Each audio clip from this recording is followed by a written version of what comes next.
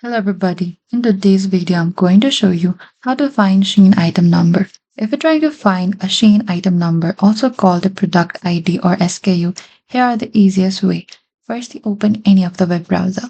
In the top, there's this address bar. Type down shein.com and enter it.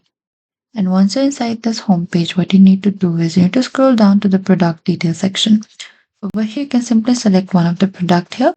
And after that, what you need to do is you need to go under the product description as well. So over here, this is the product code. Here, you can simply copy this code beside it as well. Or next is you can also go to your order history in the top right, go to your profile icon, and you can select this My Orders. And over here, you can open the product details, the item ID, SKU is often listed here. And that is it. That is how you can find the SHEIN item number. Thank you for watching this video. I hope this video was helpful. If you have any queries or confusion, please comment down below and we will reach out to you very soon.